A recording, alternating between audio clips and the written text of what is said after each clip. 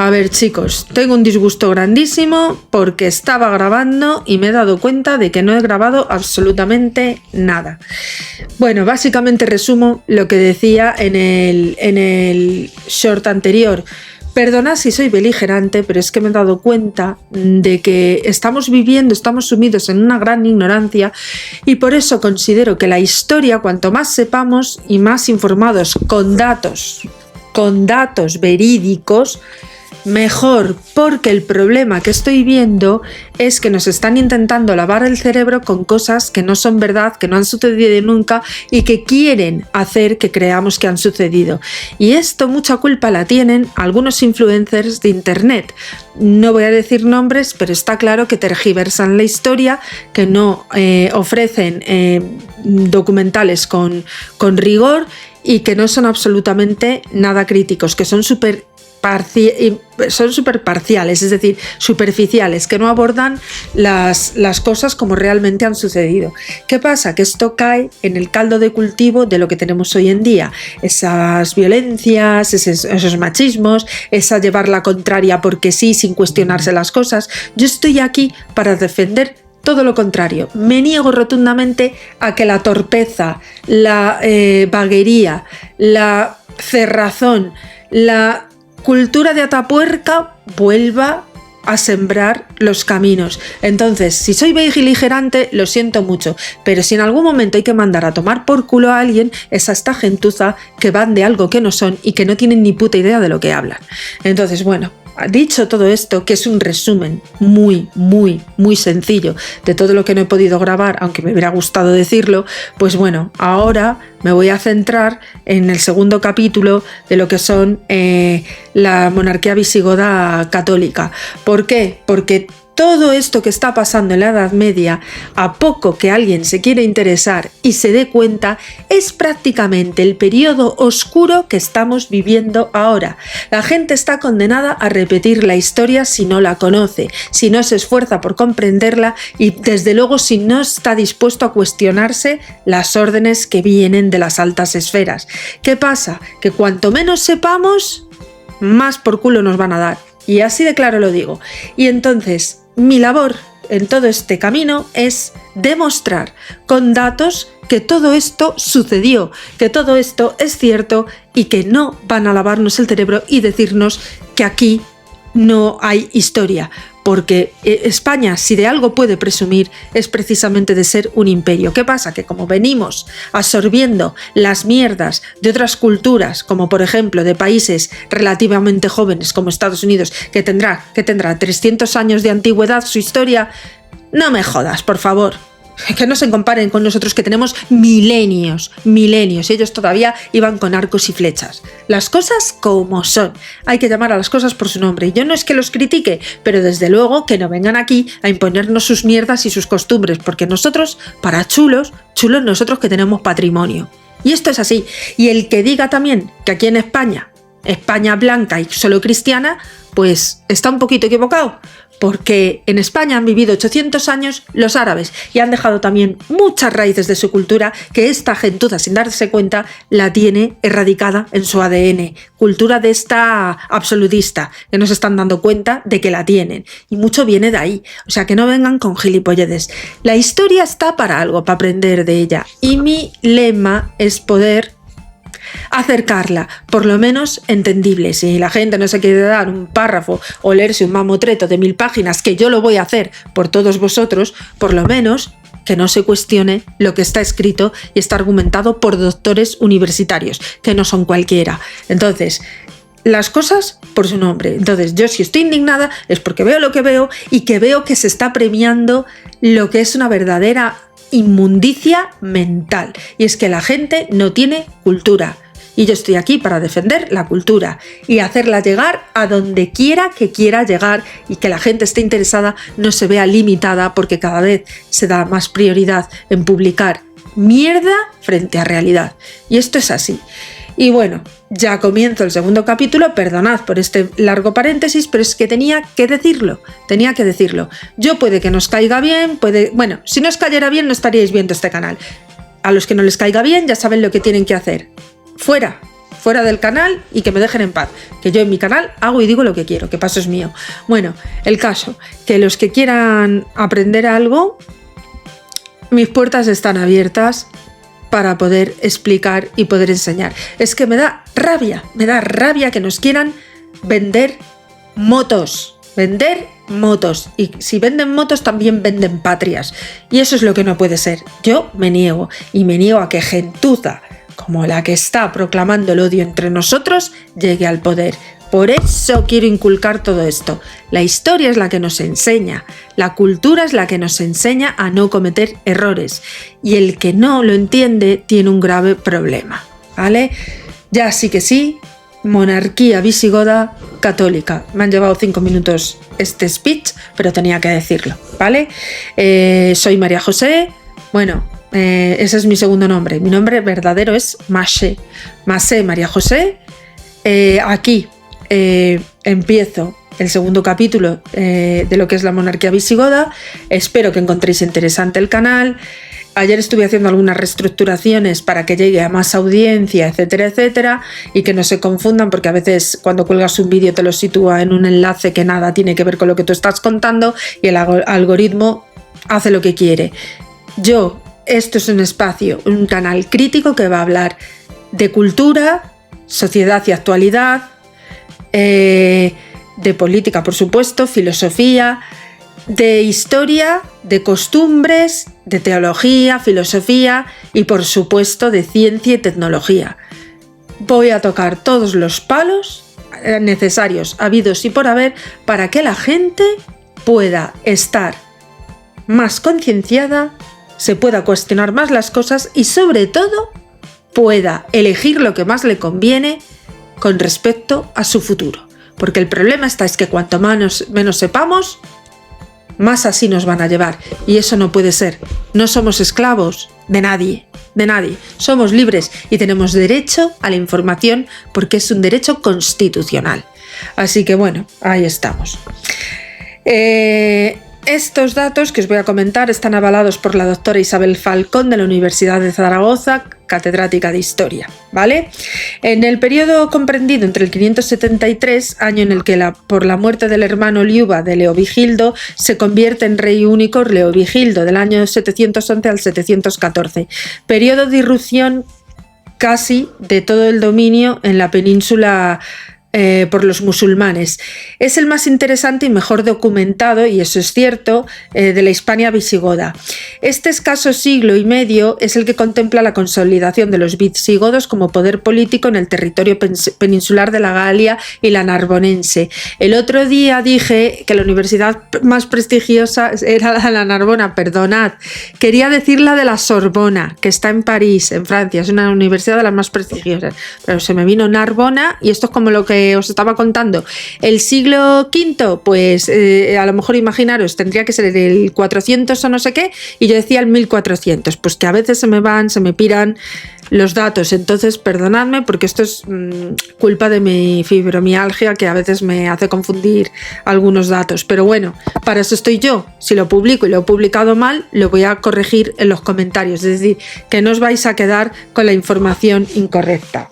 Bueno, pues decía que en la Narbonense, en la Galia, Francia, es donde se asentaron todas estas poblaciones. El reinado de Leovigildo marca un hito en la historia de España visigoda, ya que el rey llega a la corte de Toledo, trasladan toda la corte a la provincia de Toledo y se acaba con el reino suevo. Acordaros que el reino suevo era la zona de Galicia, los cántabros, los astures, hasta las vascongadas. Recordar que las vascongadas, el País Vasco, nunca, jamás se romanizó. Con lo cual, por eso tienen su idioma, que ya profundizaremos en eso, y su cultura, que me parece además cuanto más interesante. Creo que es maravilloso el poder disfrutar de distintas culturas en nuestro propio país. Y es un error querer eclipsarlas. O sea que cuidado cómo se están intentando manejar las cabezas. Vale, pues sigo. recorta el espacio ocupado por los bizantinos. Los bizantinos son los iconoclastas, contrarios a los católicos, que además van a ser expulsados por el rey Suintila en el 624. Trata de unificar además Suintila a los godos y a los romanos en una misma fe, la arriana, y permite matrimonios vistos revisando las leyes del Code Rivisus, que hemos hablado de él. Y a partir de este momento y hasta la llegada de los musulmanes, la hegemonía del Estado visigodo con capital en Toledo será absoluta en todo el territorio español.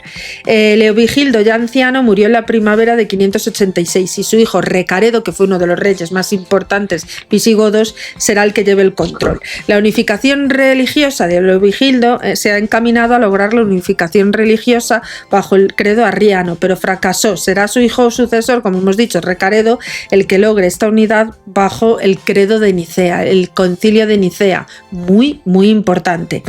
Aunque no pudo con los restos del paganismo, acordaros, el paganismo son todas las culturas que venían de los eslavos. Acordaros que los primeros en entrar en la península fueron los vikingos, culturas vikingas que entraron por el norte de España, o sea, por Galicia. Cuando hablamos de los celtas se refiere a todas estas culturas vikingas y eslavas, es decir, tenemos una confluencia de culturas, de razas, de credos, de trayectorias, de paganismos, de cristianismos, de religiones, que esto es una locura en el mejor de los sentidos, porque gracias a todo eso tenemos la riqueza cultural tan grande que hay en este país y que yo, lo vuelvo a decir, me niego a perderla, porque creo que es el baluarte más grande que nos hace ser visibles como nación y no depender de otros, que nosotros mismitos nos cuestionamos nuestras cosas. Esto es la cultura. Pues recordar, entraron los eslavos por el norte de España y esta gente fueron los que venían con las tradiciones paganas. Cuando yo hablaba o hablo en uno de estos vídeos de estas tradiciones paganas como la Santa Compaña, viene de esa época, de la época vikinga, o sea, no es de hace 2 días. ¿Vale? La Santa Compaña, aunque hablemos de ella ahora y se hablara mucho, sobre todo en los siglos XIX, porque había un oscurantismo y tal, en la Edad Media por supuesto que sí, viene todo de estas épocas paganas, es decir, convivían las distintas culturas del Imperio Romano, de los últimos imperios romanos, de las últimas diócesis romanas, que se fueron mezclando con todo lo que venía de estas tribus bereberes, nunca mejor dicho, bárbaro y berebere es lo mismo, que venían del norte, ¿vale? Según narra la crónica de Juan de Víclaro, Recaredo se convirtió al catolicismo en el 10º mes de su reinado. Esto fue en febrero del 587, ¿vale? Entonces, aunque hubo gente que no decidió seguirle, católicos que se decidieron mantener alejados de esta teoría, algunos, o la gran mayoría, acabaron unificando y aprobando el catolicismo visigodo.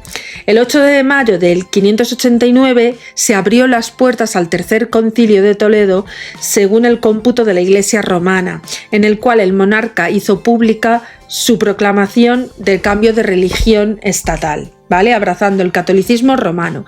Asistieron 72 obispos católicos. El cambio del credo no suponía, de todos modos, una capitulación de la minoría dirigente arriana ante la mayoría de la población hispano-romana católica, sino todo lo contrario. Leovigildo trató de borrar las diferencias entre el goti y el romani, entre el gótico y el románico, que ya no interesaban políticamente. Recaredo culminó la fusión, es decir, que Recaredo fue el gran unificador de ambas religiones. Súper importante, y esto que no se nos olvide. Pero además la monarquía podía de esta manera introducirse en las esferas que tácitamente se habían alejado de esta hasta entonces, en manos de obispos católicos como representantes de los hispanos romanos. Perdonad un segundito que voy a beber un poquito de agua porque entre el speech y esto me he quedado sin voz. Proseguimos. La monarquía católica del siglo VII. Ya estamos en el siglo VII después de Cristo. Tras el brillante reinado de Recaredo, que fue del 86 al 601, sucede un periodo de reinados cortos y sacudidas políticas. Acordaros que es lo que os he dicho aquí, confluyen muchas culturas y a la que se va un rey, vuelven las etapas convulsas de batallas, ¿vale? Por quién ocupa el vacío de poder, ¿vale? Quién ocupa el trono. El hijo de Recaredo, Liuba II, murió asesinado por los arrianos descontentos después de reinar 2 años. Estos grupos de oposición consiguieron elevar en el trono a su jefe Witterico entre el 603 y el 610, pero la contraofensiva católica no se hizo esperar con Gundemaro entre el 610 y el 612, que alcanzó el trono después de asesinar a Witterico y restauró definitivamente la monarquía católica. Fijaros, para reinar había que asesinar al rey, o sea, increíble. Después del reinado de Sisebuto, entre el 612 y el 621, hombre culto y ferviente católico que desarrolló una amplia campaña de conversiones forzosas dirigida a los judíos, subió al trono un prestigioso militar, un jefe llamado el duque de Suintila, entre el 621 y 631. Después de la preceptiva elección, en una de las pocas ocasiones de este procedimiento de designar rey, que fue efectivo. A Suintila se debe la unificación de toda la Hispania y la Galia narbonense. Es decir, Suintila, este rey, unificó Francia y España, ¿vale? Por primera vez se consiguió una unidad política en la península y la Galia narbonense hasta el fin del periodo visigodo, que constituyó el reino bajo una misma monarquía. También logró en torno al 625 resonantes triunfos, ¿vale? en el frente vascón. Aquí le llaman vascón, se refiere al País Vasco, ¿vale? Estos aguerridos montañeses habían menudeado en los últimos años siempre frecuentes incursiones por el Valle del Ebro e infectaban la provincia tarraconense y tenían entre sus objetivos la ciudad de Zaragoza. Es decir, el País Vasco por el norte intentaba desplazarse y ampliar fronteras hacia el sur por Zaragoza, por Tarragona, etcétera, etcétera, Huesca, etcétera. O sea, increíble. Siempre han estado ahí, ¿eh? Sí, en los fueros de Aragón, acordaros de todo esto. Esto todo tiene su origen en esta mezcolanza de culturas, ¿vale? Suintila fue depuesto en el 631 por una revuelta nobiliaria gestada por la Septimania con el apoyo de los francos, encabezada por un magnate enraizado en esa provincia, que se llamaba Sisenando. Este noble penetró con sus huestes en la península llegando hasta Zaragoza, donde habían acudido las tropas de Suintila, las cuales cambiaron de bando sin luchar, de manera que Sisenando fue aclamado por todo el ejército. El periodo constituyente, ¿vale?, con Sisenando ocurre desde el 631 al 636 después de Cristo. Comienza lo que Orlandis llama el periodo constituyente del reino visigodo, entre comillas, durante el cual, en palabras del propio Orlandis, se realizó un notable esfuerzo por estructurar las instituciones fundamentales que garantizasen la estabilidad de la monarquía y la adecuada participación en la vida pública de las principales fuerzas sociales del reino. Cerramos comillas. Este periodo destaca por una figura llamada a ejercer esta destacada influencia intelectual en la política visigoda, que es San Isidoro de Sevilla, importantísimo. San Isidoro de Sevilla fue un fraile que nace en el 570 y muere en el 636, y su inspiración se debe al carácter sacral que adquiere a partir de ahora la realeza mediante la práctica de la unción de cada nuevo monarca. Acordaros que en la Edad Media, ahora no sé si se hace simbólicamente, pero para que un rey pudiera gobernar había que ungirlos con óleo sagrado, ¿vale? Y esto además es muy verídico porque, por ejemplo, en Francia, en Reims, en la Guerra de los 100 años, cuando intentan ungir a Carlos de Valois, rey de Francia, le ungen también con óleo sagrado, si no, no podría ser proclamado rey. Esto es muy importante, pues esto igual pasaba en España. Estas son de las cosas que son de la Edad Media. Las nuevas directrices políticas están contenidas en los 75 cánones del Cuarto Concilio de Toledo, que se celebró por esa época, que se reunió en la Basílica de Santa Leocadia en Ciudad Regia el 5 de diciembre del 633. El alma del Cuarto Concilio fue San Isidoro. Sisenando no presentó el tomo regio como había hecho Recaredo y como harán más tarde la mayoría de los sucesores. Simplemente autorizó la reunión de los obispos y se presentó con sus magnates laicos en la basílica, sancionando con su presencia el cónclave, es decir, que lo avaló, ¿vale? Las cuestiones de disciplina eclesiástica tratadas en esta reunión lograron una unidad política alcanzada que se complementará con la unidad litúrgica, puesto que el canon segundo dispuesto que los oficios divinos se celebraran también en el mismo modo en todas las iglesias del reino. El canon tercero institucionalizó el Concilio Nacional a disponer que siempre hubiera que tratar cuestiones de fe o de interés común para la Iglesia y se convocara un concilio general en la Hispania y la Galia. Cuidado, que estas son las bases del derecho canónico. El derecho canónico, que también, por supuesto, es pilar fundamental en nuestro derecho judicial hoy. O sea, fijaros de dónde vienen todas estas cosas. No es tontería lo que os estoy leyendo. Proseguimos. No obstante, los padres conciliares mantuvieron los sínodos provinciales anuales previstos en el Tercer Concilio, así como su competencia como tribunal para solventar las quejas populares contra la actuación de las autoridades laicas o eclesiásticas en la provincia, por ejemplo, los condes, los duques, obispos, etc. El canon IV compuso un ritual minucioso del orden con arreglo al que había de celebrarse el concilio general. El canon 19 ocupó los nombramientos episcopales, reiterando la fórmula establecida en el Concilio I de Nicea de la elección por el clero y el pueblo del consenso de los obispos coprovinciales y la consagración del metropolitano, cuando en la práctica la designación del episcopado por el rey estaba ya bien introducida. Hubo varios cánones dando normas sobre la disciplina del clero, confirmando además la inmunidad personal de este estamento ante cualquier servicio público que pudiera apartarle de las obligaciones de su ministerio. El canon 47, regulando las escuelas donde se formaban a los jóvenes clérigos mediante el estudio de la vida en común y bien conocidas ya en Hispania en el canon 24. Al tema de los judíos dedicó el concilio 10 cánones. Triunfaron las ideas de San Isidoro repudiando las conversiones forzosas, pero obligando a los que no fueran convertidos por la fuerza en tiempos de Sisebuto a mantenerse en la fe cristiana, dando así el comienzo del problema de los judaizantes y falsos conversos. Acordaros que en la Alta Edad Media, sobre todo antes de Isabel la Católica, se perseguía mucho a los judíos conversos, a los que llamaban marranos. Muy triste. Y simplemente por eso, porque venían de otra religión y se querían adaptar y eran criticados. Bueno, pues el primer problema entre los judíos y los cristianos radica en la Alta Edad Media. El canon más importante fue sin duda el 75.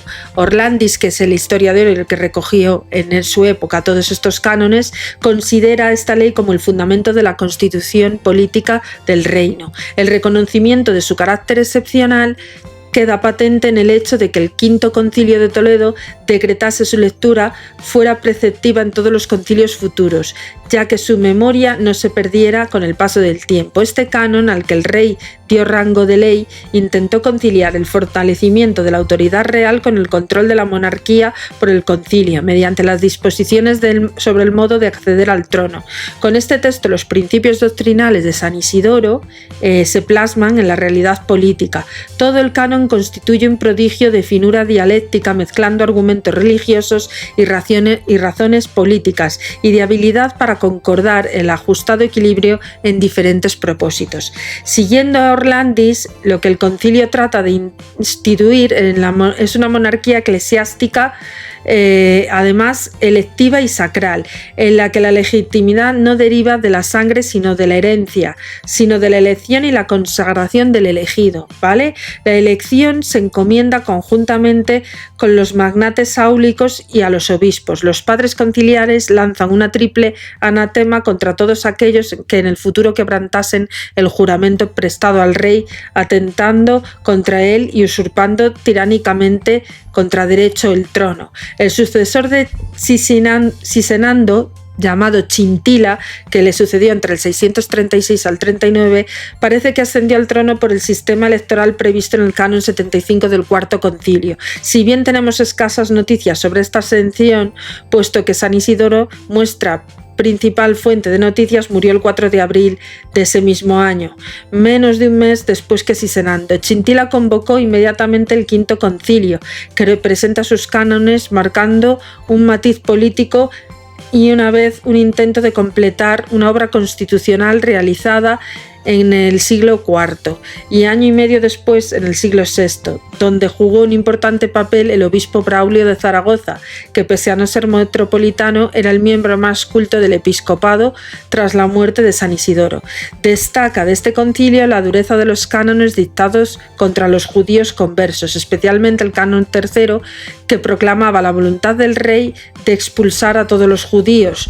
Y yo creo que Isabel la Católica se ciñó a estos concordatos para hacer valer la expulsión de los judíos después, en el año 1400 y pico, ¿vale?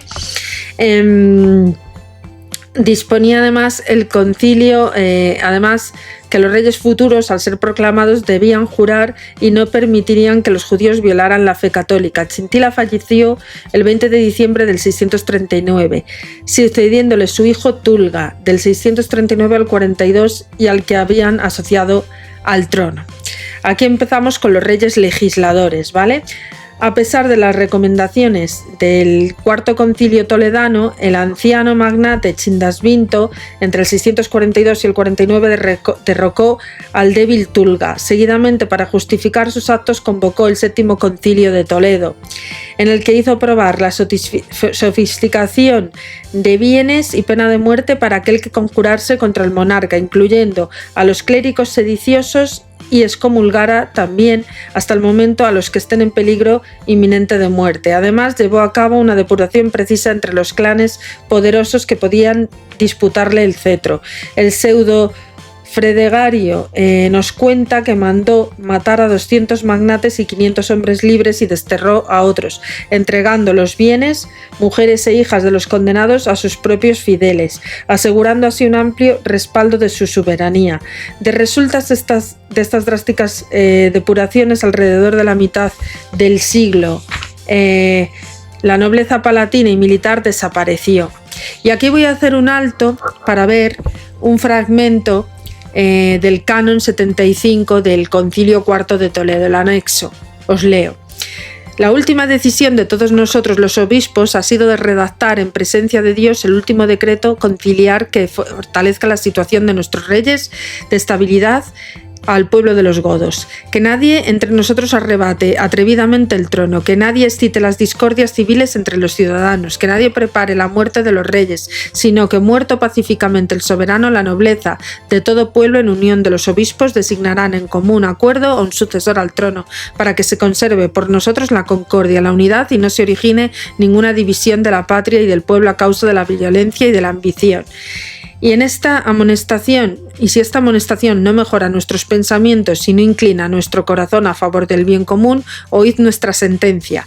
Cualquiera, pues, de nosotros que de los pueblos de toda Hispania que violare con cualquier conjura el manejo del juramento que hizo en favor de la prosperidad de la patria y del pueblo de los godos y de la conservación de la vida de los reyes, o intentare dar muerte al rey, o debilitar el poder del reino, o usurpare tiránicamente el trono del reino, sea anatema en la presencia de Dios y de los ángeles, expulsásele de la Iglesia católica a la cual profanó con perjurio, y que sean tenidos él y compañeros de su impiedad extraños a cualquier reunión de los cristianos, porque es oportuno que sufran la misma pena que aquellos unidos por igual en el crimen, es decir, excomulgarlos. Esto es básicamente en lo que se basó el canon 75 para erradicar esas convulsiones de vacíos de poder y asesinatos, ¿vale?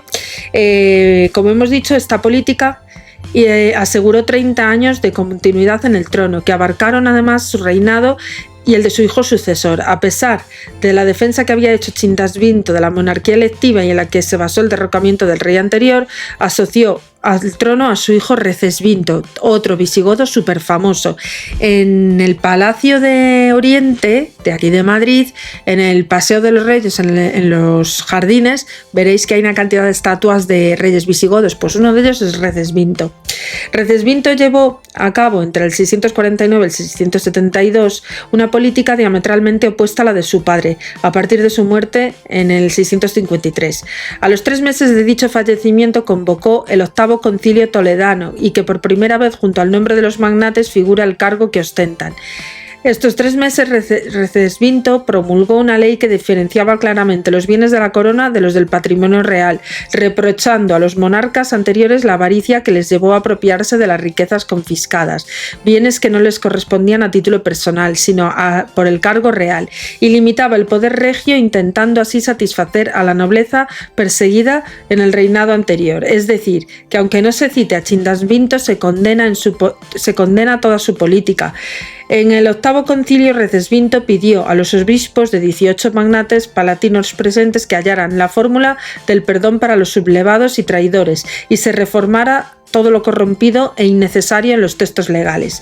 El concilio ratificó la ampliación de la ley de Recesvinto, bien promulgada después de la introducción general en la que se precisa la distinción entre bienes del rey y bienes de la corona.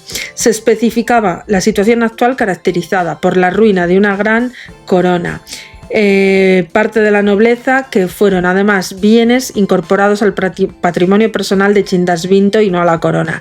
Hay que decir que no se plantea la legitimidad de las confiscaciones, sino el hecho de que el rey anterior se las apropiara para sí mismo. El conocimiento y el concilio manda además inventariar todos los bienes de Chindasvinto antes de su ascensión al trono, únicos que pueden además pasar a sus herederos, que adquirió durante su reinado, que serán entregados a Recesvinto, pero no a título personal, sino como bienes de la corona, que puede repartir entre los nobles que él quiera, prestando especial atención a los despojados injustamente por su padre.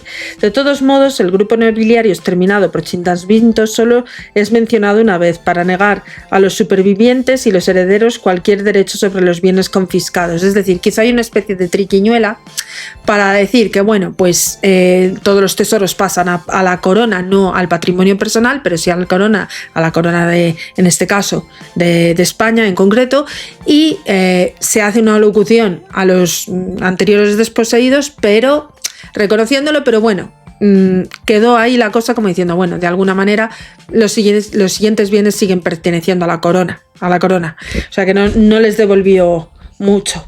Los últimos reyes.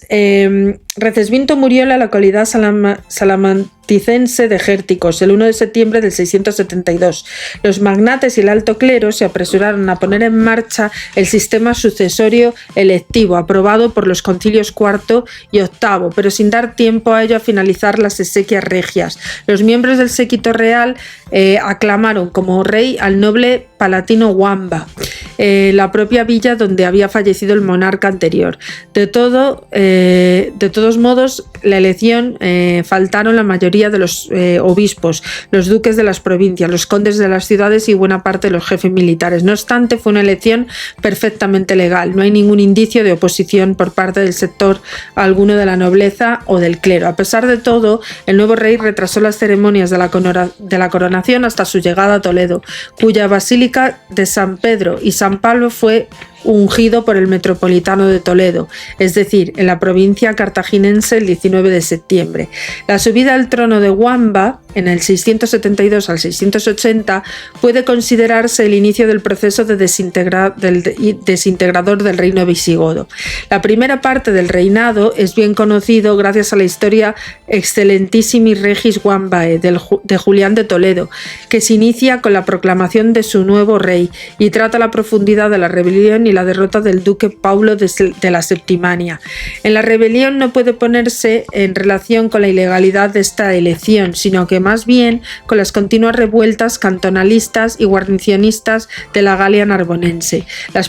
Los principales cabecillas fueron el conde de Nimes, Gilderico, y el obispo Gumildo de Maguelón y el abad Ramiro, que había sido nombrado obispo de Nimes de forma ilegítima en los inicios de la revuelta.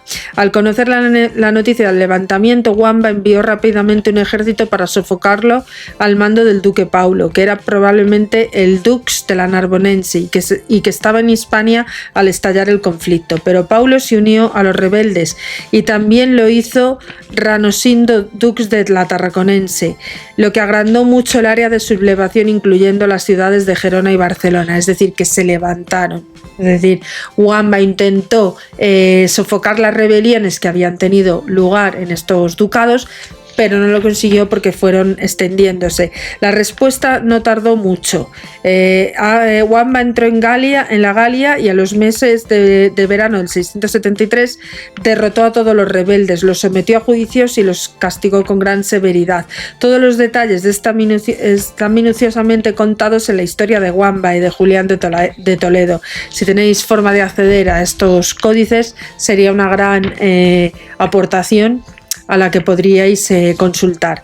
Tras este grave episodio, Wamba se dio cuenta de que era imprescindible contar con un jefe de un ejército grande y fiable. Para ello, el 1 de noviembre de ese mismo año promulgó la ley del reclutamiento militar, que refleja claramente el interés existente en la defensa del reino. Está recogida en el Liber de Hervigio, los capítulos 55, en el 9, en el 2 y en el 8, anteponiendo el interés general particular de establecer las penas que incurrirían a los que desertaran del ejército, y que decreta, en caso de incursión enemiga dentro de las fronteras del reino, de cualquier individuo laico o eclesiástico que estuviera en un radio de 100 millas y que debía acudir con todos sus hombres al punto de peligro, tanto si fue convocado por un jefe militar como si tuvo noticia del ataque por otro conducto.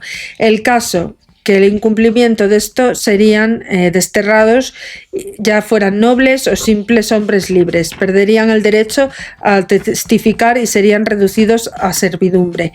En el supuesto de rebelión dentro del reino, todo individuo laico, clérigo, estando dentro de este espacio de las 100 millas a la redonda del punto donde estalló la revuelta, tendría que acudir a sofocarlas o pena de pérdidas de bienes y destierro. Esta ley fue tan dura que efectivamente se aplicó, según dice Hervigio en el tomo 12 del Concilio, en enero del 681. 7 años después de la promulgación de la mitad de la población, se había perdido el derecho a testificar y los tribunales habían quedado paralizados. El reinado de Wamba duró aproximadamente 7 años más, pero sin duda el descontento producido por la ley militar condujo a precipitar su fin. Según cuentan las crónicas asturianas del ciclo de Alfonso III, las primeras horas de la noche del domingo del 14 de octubre del 680, el rey cayó al suelo privado de sentido y los magnates, creyéndole en trance de muerte, le sometieron al rito de la penitencia pública reservado a los fieles cristianos para facilitar su descanso eterno. De modo que fue tonsurado, se le visitó con un hábito y sobre su cuerpo se le trazó una cruz con ceniza.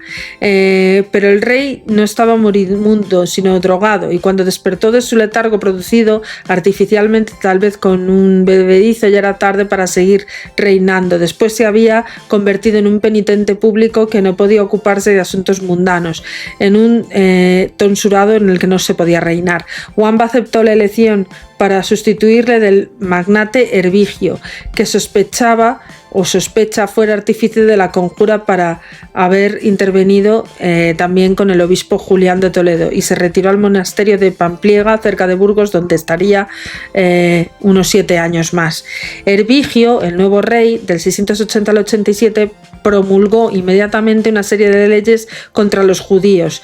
En el título tercero del libro 12 del Liber, rápidamente convocó el 12º concilio de Toledo. Ambas acciones demuestran el interés del nuevo rey de aparecer como un auténtico paladín de la unidad católica, y lo que tenía que ser bien visto por el clero, y una búsqueda de apoyos entre la nobleza al carecer de una fuerte clientela propia. El concilio se celebró en enero del 681, ¿vale? 3 meses después de su ascensión al trono, en la Basílica de los Santos Apóstoles Pedro y Pablo, el Tomus Hervigiano planteó 3 temas principales: la cuestión de la propia legitimidad de la política antijudía y la posible solución a la situación creada por la ley militar de Wamba. El cónclave legalizó sin dificultad la subida del trono de Hervigio tras aceptar la versión que éste quiso dar de lo sucedido con su antecesor. Aprobó e hizo suyas las leyes promulgadas contra los judíos y acordó favorablemente la solución del penoso estado de la población libre, determinando por la aplicación de la ley militar, concediendo la amnistía total para los que habían decaído de sus derechos civiles, incluso con efecto más importante, que fue que declarara el metropolitano de Toledo primado de España en adelante, y el rey elegirá a los obispos y el primado de Toledo los consagrará. Este fue el premio otorgado por Hervigio a su cómplice Juan de Toledo, que en adelante podrá colocar a sus antiguos amigos del puesto en el cónclave con grave deterioro de la Iglesia hispana. La Les Confirmatoria Concili promulgó el rey el mismo día que la clausura del concilio, el 25 de enero del 681. Las circunstancias socioeconómicas, como las hambrunas, descontento social de la Hispania, no dejaban de empeorar. Si a estos últimos frágiles de autoridad de Hervigio, a pesar de su benevolencia con los nobles, seguía sin tener un amplio respaldo, nos encontramos con una situación difícil para el rey, es decir, que aún así se sigue tambaleando. La debilidad del poder era real. Se pone de manifiesto en el tomo regio que el soberano planteó 3 medidas encaminadas a propiciarse a la nobleza. Primero, la amnistía total de los condenados por haber participado en la rebelión, y segundo, la condonación de todos los impuestos atrasados hasta el primer año de su reinado, es decir, que intentó negociar con ellos. El ansia de mantener su precaria posición llevó al rey Hervigio a casar a su hija Cixilona con el magnate Égica, pariente de Wamba y cabeza de un poderoso clan nobiliario en la era hostil, lo que hizo jurar que la protegería y defendería a la familia real en todo momento y circunstancias. Estando Hervigio ya muy enfermo, designó para sucederle a Égica, a pesar de tener hijos varones, y que a pesar del juramento al que había obligado, desconfiaba de su yerno. El rey moría poco después, el 15 de noviembre del 687. Égica, en el 687, en el 702, y sus partidarios convocaron enseguida el concilio para desligarse de las promesas hechas a Hervigio, puesto que sus familiares fueron objeto de la hostilidad del nuevo rey desde el primer momento, y a pesar de las trabas que le pusieron Julián de Toledo y otros partidarios del difunto rey. Consiguió eliminar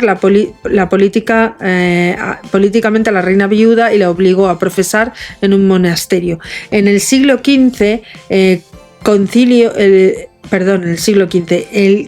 15º concilio abrió sus sesiones el 11 de mayo del 688. Sus actas nos proporcionan un fiel reflejo de la situación sociopolítica y religiosa del momento. Hacia el año 693 comenzó un periodo de conspiraciones nobiliarias que determinaron una dura represión por parte de Égica, que sin duda se debe a la imagen cruel del perseguidor de la aristocracia, con la que este rey ha pasado a la historia. La mejor conocida de estas conspiraciones estuvo encabezada por Sisberto, metropolitano de Toledo, y 5 cómplices, de los cuales eran parientes de Égica y que pretendían asesinarle. Descubierto el complot, el obispo quedó privado de su cargo y rango, fue excomulgado y desterrado a la perpetuidad. Sus colaboradores sufrieron duros castigos. Una vez finalizado el juicio contra Sisberto en mayo de 693, se inició el 16º Concilio de Toledo, muy importante tanto en el aspecto político como en el disciplinar y teológico.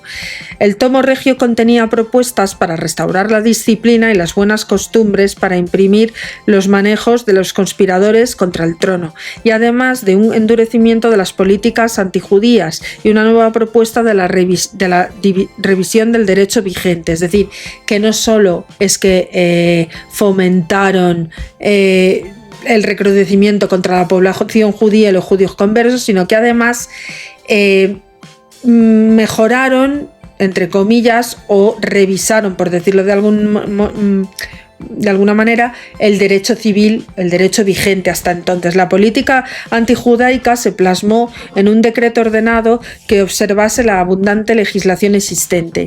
Además, se añadieron 2 novedades recogidas en una de las leyes civiles, por la que se restringía la libertad comercial con los hebreos, es decir, que no había libertad de comercio con los judíos, recogidas en esta ley civil que se llamaba Cataplus, Qué cachondo el nombre.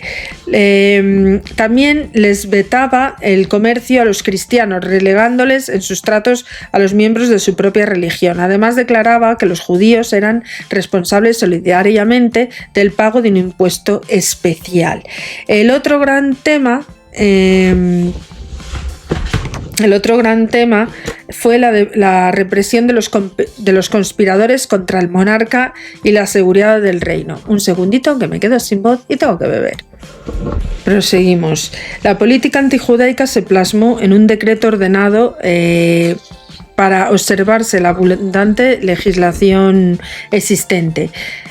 Como decíamos, otro gran tema fue la represión de los conspiradores contra el monarca y la seguridad del reino. El rey declara que se siente acosado por las conjuras y traiciones y además es lícito para él utilizar una coerción. La condena de Sigisberto se incluyó en los cánones y además en la asamblea reiteró la protección de los hijos del rey y decretó a los conspiradores que los conspiradores fuesen reducidos a la servidumbre. En el 694 se celebró el 17º cónclave, ¿vale? Concilio, de los últimos que se conservan actas en el que la legislación antijudaica se llevó a cabo en sus últimos extremos. La causa de estas duras medidas fue el descubrimiento de una conspiración fraguada por los judíos de Hispania con complicidad con otros judíos de ultramar, oriundos tal vez de regiones ocupadas por musulmanes, dirigidas a terminar con el estado de los visigodos, a juzgar por las acusaciones contenidas en los cánones. Los últimos 15 años del reinado visigodo están mal documentados. Égica asoció al trono a su hijo Vititza entre el 700 y el 710, al que hizo ungir en noviembre del 700, de modo que durante los años que reinaron conjuntamente, pues fue su sucesor. En fin, después de todas estas convulsiones, ya lo dejamos por aquí porque llevo 46 minutos, llegamos al fin del reino visigodo de Toledo, ¿vale? Que esto será a partir de mañana cuando os lo deje reflejado aquí, y nos quedarían prácticamente pues para ver la Iglesia y el gobierno del Estado, lo que es la sociedad visigoda del siglo VII, el derecho hispano visigodo, en fin, los recursos económicos de toda esta época, la moneda, la industria y el comercio. Detalles muy interesantes de la historia de los que os hablaremos mañana. Pues bueno, ha sido un placer hablar con vosotros. Por cierto, que hay gente que se está dedicando a insultarme simplemente por defender la historia y defender lo que es correcto. Hay mucho imbécil disfrazado de boots, y a esos les digo que me la sudan sus amenazas, que me da igual sus insultos, que yo voy a seguir haciendo mi trabajo, y que si no os gusta lo que os digo, por favor, que no os metáis en mi canal, os vais a tomar por culo y viento fresco, ya está. Con eso me limito a responderos a vuestros insultos. Y nada, y por lo demás, a mis queridos seguidores, daros las gracias, perdonad porque hoy esté beligerante, pero es que estoy ya un poquito harta, de gentuza, que os quiero un montón, que nos vemos mañana. Besitos.